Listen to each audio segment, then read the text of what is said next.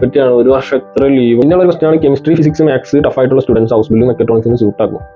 പിന്നെ ചോദിച്ചാൽ B1 codes mechatronics house ബിൽഡിങ്ങിനെ പറ്റി ഞാൻ വീഡിയോ ചെയ്തപ്പോൾ കുറെ പേര് കുറെ ഡൗട്ട്സും കാര്യങ്ങളൊക്കെ മെസ്സേജ് ആയിട്ടും അതുപോലെ കമന്റ് ഒക്കെ ആയിട്ട് ഇട്ടിട്ടുണ്ടായിരുന്നു. അപ്പൊ അതിനൊക്കെ ഒരു ക്ലാരിറ്റി ഞാൻ ഈ വീഡിയോയിലൂടെ തരാം. അപ്പൊ ചാനൽ ആദ്യമായിട്ട് കാണുന്നവർ സബ്സ്ക്രൈബ് ചെയ്തേക്കുക, അതൊരു ലൈക്കോട് കൊടുത്തേക്കുക. ഇന്നത്തെ വീഡിയോ എന്ന് പറയുന്നത് ഒരു Q&A സെക്ഷൻ ആണ്. കുറെ ക്വസ്റ്റ്യൻസും കാര്യങ്ങളൊക്കെ കിട്ടിയിട്ടുണ്ട്, അതൊക്കെ എനിക്ക് അറിയാവുന്ന രീതിയിൽ ഞാൻ ആൻസർ ചെയ്യാം. ആദ്യത്തെ ചോദ്യം എന്ന് പറയുകയാണെങ്കിൽ house building class Monday to Friday ആണോ, ക്ലാസ് ടൈം എങ്ങനെയാ എന്നാണ് ചോദിച്ചത്. അപ്പോൾ തിങ്കൾ ടു വെള്ളി വരെയാണ് നമുക്ക് ക്ലാസ് ആണെങ്കിലും വർക്ക് ആണെങ്കിലും വന്നത്. ഇപ്പോൾ ആർബൈറ്റ് ഷൂലാണ്, ബെറൂഷൂലാണ്, കമ്പനി ആണെങ്കിലും നമുക്ക് ശനി ഞായർ ഓഫാണ്. പിന്നെ ഈ ക്ലാസ് എന്ന് പറയുന്നത് ടൈം വ്യത്യാസമുണ്ട്. ക്ലാസ് നമുക്കിപ്പോൾ 7:30 തൊട്ട് 3 മണി വരെയാണ് തിയറി ക്ലാസ് വരുന്നത്. അതുപോലെ വർക്ക് സ്കൂൾ ആണെങ്കിലും നമുക്ക് 7 മണി തൊട്ട് 3 മണി വരെയൊക്കെയാണ്. ഇതിൻ്റെ ഇടയ്ക്ക് 1 മണിക്കൂർ ബ്രേക്ക് ഉണ്ട്, അരമണിക്കൂർ രാവിലത്തെ ബ്രേക്കും അതുപോലെ തന്നെ അരമണിക്കൂർ ഉച്ചത്തെ ബ്രേക്കും. ചില ദിവസങ്ങളിൽ ഇതിൻ്റെ ടൈം വ്യത്യാസമുണ്ട്. അതായത് വെള്ളിയാഴ്ച ദിവസങ്ങൾക്ക് നമുക്ക് വർക്ക് സ്കൂൾ ആണെങ്കിൽ 12 മണിയൊക്കെ ആകുമ്പോൾ വിടും. അതുപോലെ തിയറി ക്ലാസ് ആണെങ്കിൽ നമുക്ക് 12:15 1 മണിയൊക്കെ ആകുമ്പോഴത്തേക്കും കഴിയും. പിന്നെ അടുത്ത ക്വസ്റ്റ്യൻ എന്ന് പറയുകയാണെങ്കിൽ ലീവിനെ പറ്റിയാണ്. ഒരു വർഷം എത്ര ലീവ് ഉണ്ട് ബ്രോ? അപ്പോൾ ഒരു വർഷം നമുക്ക് ശരിക്കും 30 ഉർലോബ് എടുക്കാൻ പറ്റും. അതായത് 30 വെക്കേഷൻ നമുക്ക് സ്വന്തമായിട്ട് പ്ലാൻ ചെയ്യാൻ പറ്റും. പക്ഷെ നമ്മുടെ സ്റ്റഡീസിനും കാര്യങ്ങളൊന്നും ബാധിക്കില്ല. അതായത് ഷൂലുള്ള ദിവസങ്ങളിൽ നമുക്ക് ലീവ് എടുക്കാൻ പാടില്ല, അതായത് ഉർലോബ് എടുത്ത് പോകാൻ പറ്റില്ല. അതായത് നമുക്കിപ്പോൾ എക്സാമും കാര്യങ്ങളും ഉണ്ടാവും, അതുപോലെ കുറേ പോർഷൻസ് ഒക്കെ എടുത്ത് പോകും, അതൊക്കെ നമുക്ക് മിസ്സാവും. അതുകൊണ്ട് കമ്പനി ഉള്ള ടൈമിൽ നമുക്ക് വെക്കേഷൻ എടുത്ത് നമുക്ക് എവിടെ വേണമെങ്കിലും പോവാം. ഇപ്പൊ നാട്ടിലോട്ടൊക്കെ പോകണമെങ്കിൽ നമുക്ക് ഈ 30 ദിവസം ലീവ് ഉണ്ട്, അത് നമുക്ക് എടുത്തിട്ട് പോകാൻ പറ്റും. കമ്പനി ഉള്ള ദിവസങ്ങളിലാണ് നമുക്ക് ഉർലോബ് പ്ലാൻ ചെയ്യാൻ. ഒരു ക്വസ്റ്റ്യൻ ആണ്, അതായത് 30 ഡേയ്സ് ലീവ് നമ്മൾ ഒരു വർഷത്തിൽ യൂസ് ചെയ്തില്ലെങ്കിൽ സെക്കൻഡ് ഇയർ ആകുമ്പോൾ 60 ഡേയ്സ് ലീവ് കിട്ടും. അങ്ങനെയില്ല, നമുക്കിപ്പോൾ ഒരു ഇയറിൽ നമുക്ക് 30 ഡേയ്സ് ആണെങ്കിൽ നമ്മൾ ആ 30 ഡേയ്സ് ആ ഇയറിൽ എടുക്കണം. എന്നിട്ട് വേണം അങ്ങനെ എടുക്കണം എന്നൊരു ഇവർക്ക് നിർബന്ധമുണ്ട്. നമുക്ക് 30 ഡേയ്സ് എങ്കിലും നമ്മൾ ഉർലോബ് പ്ലാൻ ചെയ്തിരിക്കണം, അല്ലെങ്കിൽ അവർ നമ്മുടെ അടുത്ത് ഇത് പ്ലാൻ ചെയ്യാനൊക്കെ ആയിട്ട്. അങ്ങനെ യൂസ് ചെയ്യാത്ത 30 ഡേയ്സ് അടുത്ത കൊല്ലത്തേക്കൊന്നും നമുക്ക് കൂട്ടിയെടുക്കാനൊന്നും പറ്റില്ല. നമ്മൾ ആ കൊല്ലം തന്നെ എടുത്തിട്ട് പോകണം. പിന്നെയുള്ള ഒരു ക്വസ്റ്റ്യൻ ആണ് കെമിസ്ട്രി ഫിസിക്സ് മാത്സ് ടഫ് ആയിട്ടുള്ള സ്റ്റുഡൻസ് ഹൗസ് ബിൽഡിംഗ് മെക്കട്രോണിക്സിന് സൂട്ട് ആകുമോ? അങ്ങനെയൊന്നും പറയാൻ പറ്റില്ല. നമുക്ക് കെമിസ്ട്രി ഫിസിക്സ് മാത്സ് ഒക്കെ അത്യാവശ്യം ഒരു ഇൻട്രസ്റ്റും കാര്യങ്ങളും മതി. ബേസിക്സും കാര്യങ്ങളൊക്കെയാണ് ഇവിടെ പഠിപ്പിക്കുന്നത്. പക്ഷെ ഏറ്റവും കൂടുതൽ ഇമ്പോർട്ടൻസ് കൊടുക്കേണ്ടത് ലാംഗ്വേജിനാണ്. ഇപ്പോൾ B1 ലാംഗ്വേജ് ഉണ്ട്, B2 ലാംഗ്വേജ് ഉണ്ട് എന്ന് പറഞ്ഞിട്ട് കാര്യമൊന്നുമില്ല. നമുക്ക് നോളജ് ലാംഗ്വേജ് എന്തൊരു യൂസ് ചെയ്യാൻ പറ്റുന്നോ അത്രത്തോളം നല്ലതായിരിക്കും. +2 കെമിസ്ട്രി ഫിസിക്സ് മാത്സിനൊക്കെ മാർക്ക് കുറവാണെങ്കിൽ നമുക്ക് ഹൗസ് ബിൽഡിംഗ് എടുക്കാൻ പറ്റും. പക്ഷെ നമുക്ക് ഈ ഫീൽഡിനോടൊരു ഇൻട്രസ്റ്റും കാര്യങ്ങളൊക്കെ ഉണ്ടെങ്കിൽ മാത്രം എടുക്കുക. അല്ലാതെ ഇപ്പോൾ മാത്സ് സയൻസിനൊക്കെ വളരെ മാർക്ക് കുറവ്, ഒരു ഇൻട്രസ്റ്റും ഇല്ല, എന്നിട്ട് മെക്കട്രോണിക്സിനൊക്കെ പോകുന്നത് ശരിയല്ല. നമുക്ക് വേറെ കോഴ്സ് ഹൗസ് ബിൽഡിങ്ങുകളുണ്ട്, അത് ചെയ്യാം. ഫിസിക്സ് കെമിസ്ട്രി നമുക്ക് ബേസിക്സ് ആയിട്ട് മാത്സ് ഫിസിക്സ് കെമിസ്ട്രി അല്ല ഫിസിക്സ് മാത്സും ആണ് ഇപ്പോൾ പഠിപ്പിച്ചുകൊണ്ടിരിക്കുന്നത്. അതൊക്കെ ഒരു അത്യാവശ്യം ഒരു നോളജ് ഉണ്ടെങ്കിൽ നന്നായിരിക്കും. ബേസിക് കാര്യങ്ങളാണ്, ലാംഗ്വേജ് ഉണ്ടെങ്കിൽ ഓക്കെയാണ്. എത്ര നാളെടുത്തു A1 to B1 പഠിച്ചെഴുതി പാസ്സാവാനായിട്ട്? ഞാൻ A1 തൊട്ട് B1 പഠിക്കാൻ എനിക്കൊരു 8 മാസത്തോളം എടുത്തു. പിന്നെ എക്സാം ഒക്കെ എഴുതി പാസ്സായി വന്നപ്പോഴത്തേക്ക് 1 കൊല്ലമായി. പിന്നെ ഒരു ക്വസ്റ്റ്യൻ ആണ് വുമൺ വർക്കേഴ്സ് ഉണ്ട് മെക്കട്രോണിക്സ് ഹൗസ് ബിൽഡിങ്ങിൽ ഗേൾസ് പഠിക്കുന്നുണ്ടോ എന്നാണ് ചോദിക്കണേ. നാട്ടിൽ നിന്ന് ഇപ്പോൾ ഗേൾസ് ആരും ഞങ്ങളുടെ ഇവിടെ മെക്കട്രോണിക്സ് പഠിക്കില്ല. പിന്നെ മെക്കട്രോണിക്സ് പഠിക്കണതായിട്ട് അറിവൊന്നുമില്ല. പക്ഷെ ഞങ്ങളുടെ സ്കൂളിൽ വേറെ കമ്പനിയിൽ നിന്നുള്ള ഗേൾസ് ഒക്കെ പഠിക്കുന്നുണ്ട്. പക്ഷെ അത് ഇവിടെ ഉള്ളവരാണ്, നമ്മുടെ നാട്ടിൽ നിന്ന് ഗേൾസ് ആരും പഠിക്കണമെന്നില്ല. പിന്നെ ക്വസ്റ്റ്യൻ ആണ് +2 സയൻസ് വേണോ, കോഴ്സ് കഴിഞ്ഞാൽ ആവറേജ് സാലറി എത്ര കിട്ടും? +2 നമുക്ക് സയൻസ് വേണം, മെക്കട്രോണിക്സ് എടുക്കുന്നതിന് സയൻസ് അത്യാവശ്യമാണ്.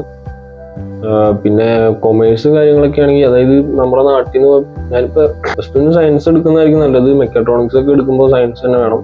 പിന്നെ പല ഏജൻസിയും കാര്യങ്ങളൊക്കെ ഉണ്ട്, അവരുടെ ഓരോ ക്രൈറ്റീരിയ ഓരോന്നാണ്. ഇപ്പോൾ ഫുഡ് ടെക്നോളജി മെക്കട്രോണിക്സ് ഒക്കെ സയൻസ് വേണം. പിന്നെ കൊമേഴ്സ് ഒക്കെ എടുത്തു കഴിഞ്ഞാൽ ലോജിസ്റ്റിക്സിനൊക്കെ പോകാം. ഇപ്പോൾ +2 കഴിഞ്ഞ് ലാംഗ്വേജ് പഠിച്ചുകൊണ്ടിരിക്കുക. ഞാൻ ബയോസയൻസ് ആയിരുന്നു, അതുകൊണ്ട് എന്തെങ്കിലും പ്രോബ്ലം ഇല്ല. ബയോസയൻസ് എടുത്താലും ഏത് സയൻസ് എടുത്താലും കുഴപ്പമൊന്നുമില്ല. സയൻസ് ബാക്ക്ഗ്രൗണ്ട് ആണെങ്കിൽ അത്രയും നല്ലതാണ്. നമ്മളിപ്പോൾ ഇവിടെ ഫിസിക്സ് മാത്സും ആണ് പഠിക്കുന്നത്. അപ്പോൾ സയൻസ് എടുക്കുന്നവർക്കൊക്കെ ഓക്കെ ആയിരിക്കും. നേരത്തെ പറഞ്ഞാലും ഡിഗ്രി ആണെങ്കിലും കുഴപ്പമൊന്നുമില്ല. +2 സയൻസ് ആണെങ്കിൽ നിങ്ങൾക്ക് അത്യാവശ്യം ഇൻട്രസ്റ്റ് ഉള്ള മേഖലയാണ് മെക്കട്രോണിക്സ് അങ്ങനെ ഉള്ളതെങ്കിൽ നിങ്ങൾക്ക് എടുക്കാം. പക്ഷെ ലാംഗ്വേജ് സെറ്റാക്കണം. പിന്നെ ചോദിച്ചാൽ B1 കോഡ്സ് പഠിച്ച് പാസ്സാകാൻ പറ്റുമോ? B1 കോഡ്സ് പഠിച്ച് ഇപ്പോൾ പാസ്സാകാൻ പറ്റുമെന്ന കാര്യമൊന്നും എനിക്കറിയില്ല. പക്ഷെ ഞാൻ പഠിച്ചുകൊണ്ടിരുന്നപ്പോൾ കുറേ പേര് കോഡ്സ് ഒക്കെ യൂസ് ചെയ്ത് പാസ്സാവുണ്ടായിരുന്നു. ഇപ്പോഴും കോഴ്സ് വെച്ച് പാസ്സാവുന്നുണ്ടെന്നാണ് എനിക്ക് തോന്നുന്നത്. ഒരാൾ ചോദിച്ചാൽ എത്ര പെർസെൻറ്റേജ് മാർക്ക് 12th വേണം, അങ്ങനെ ഇത്ര പെർസെൻറ്റേജ് എന്നില്ല. ബേസിക്കലി നമ്മളിപ്പോൾ 12 കൊല്ലം നാട്ടിൽ പഠിച്ചാൽ മതി ഇവിടെ ഹൗസ് ബിൽഡിംഗ് എടുക്കാൻ. സയൻസ് ഫീൽഡ് ആകുമ്പോൾ സയൻസ് ബാക്ക്ഗ്രൗണ്ട് വേണമല്ലോ. അപ്പോൾ +2 സയൻസ് എടുത്തവർക്ക് ഇപ്പോൾ ആവറേജ് മാർക്കാണെങ്കിലും മെക്കട്രോണിക്സിന് അപ്ലൈ ചെയ്യണതിന് കുഴപ്പമൊന്നുമില്ല. സ്റ്റൈഫൻഡ് എത്രയാണ്? സ്റ്റൈഫൻഡ് എന്ന് പറയുമ്പോൾ നമുക്ക് ആദ്യത്തെ വർഷം കിട്ടുന്നത് 1040 euro ഒക്കെയാണ്. പിന്നെ അത് ഓരോ വർഷം കൂടിക്കൊണ്ടിരിക്കും. അപ്പോൾ 1040 euro ബ്രൂട്ടോ കിട്ടും. പക്ഷെ നെറ്റോ നമ്മുടെ കയ്യിൽ ടാക്സും റെൻ്റൊക്കെ പോയി കഴിയുമ്പോൾ അത്യാവശ്യം അതിനനുസരിച്ച് കുറയും. ഒരു 700 euros അടുത്ത് കിട്ടേണ്ടതാണ്. പിന്നെ ഒരു ചോദ്യമാണ്, മിനി ജോബ്സ് നമുക്ക് ഇവിടെ ചെയ്യാൻ പറ്റുമോ മെക്കട്രോണിക്സ് എടുത്തു കഴിഞ്ഞാൽ? അത് കമ്പനിയിൽ തന്നെ ചെയ്യാൻ പറ്റുമോ എന്നും ചോദിച്ചിട്ടുണ്ട്. മിനി ജോബ് നമുക്ക് ചെയ്യാൻ പറ്റും, പക്ഷേ ഒരു പ്രൊബേഷൻ സൈറ്റ് ഉണ്ടാവുമല്ലോ. നമ്മളിപ്പോൾ കോൺട്രാക്ട് സൈൻ ചെയ്യുമ്പോൾ നമുക്ക് 4 മാസമാണെങ്കിൽ ഈ കോൺട്രാക്റ്റിൽ നമ്മുടെ പ്രൊബേഷൻ സൈറ്റ് മെൻഷൻ ചെയ്തിട്ടുണ്ടാവും. അപ്പോൾ ആ സമയം കഴിഞ്ഞ് കഴിഞ്ഞാൽ നമുക്ക് മിനി ജോബ് ചെയ്യാവുന്നതാണ്. ആ സമയത്ത് നമുക്ക് ചെയ്യാം. പക്ഷെ നമ്മുടെ എന്തെങ്കിലും ഒരു ചെറിയ കാര്യം ഉണ്ടെങ്കിൽ, എന്തെങ്കിലും ഒരു ചെറിയ പ്രശ്നങ്ങളുണ്ടെങ്കിൽ നമ്മളെ പറഞ്ഞുവിടാൻ പറ്റുന്ന ടൈമാണ് ഈ പ്രൊബേഷൻ സൈറ്റ്.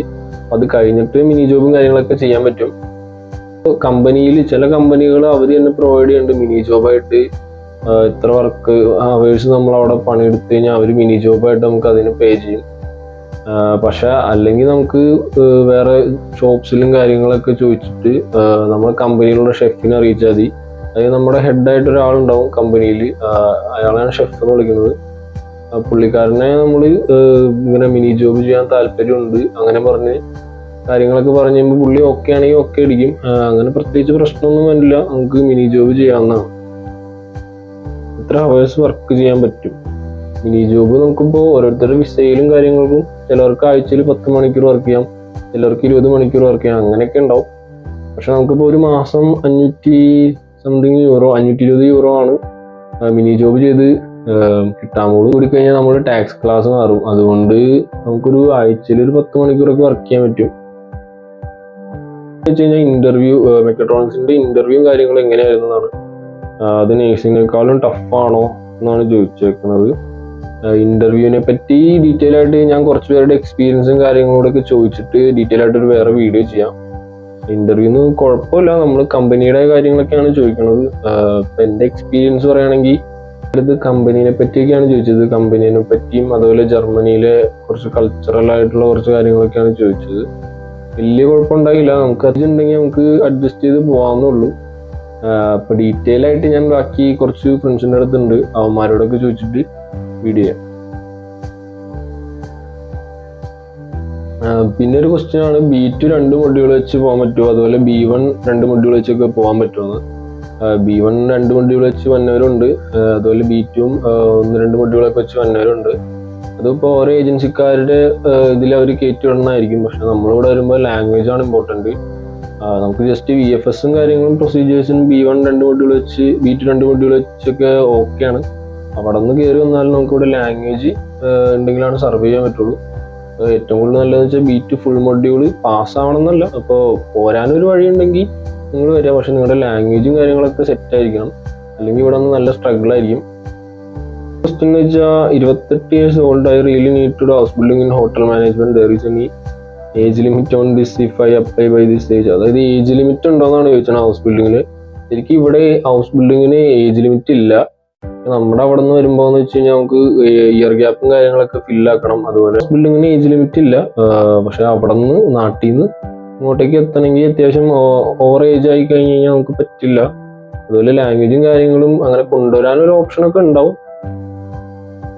അങ്ങനെ വരാൻ പറ്റില്ല എന്നല്ല, ഏജും കാര്യങ്ങളും കൂടുന്തോറും നമുക്കിപ്പോൾ അതിന് ഇയർ ഗ്യാപ്പും അതുപോലെ നമ്മളെന്താണ് ഇത്രയും കൊല്ലം ചെയ്തത് അതൊക്കെ നമുക്ക് കാണിക്കുമ്പോൾ അതൊക്കെ ഓക്കെ ആണെങ്കിലാണ് നമുക്ക് വിസ കിട്ടുള്ളൂ. ആ ഒരു പ്രശ്നമുള്ളൂ.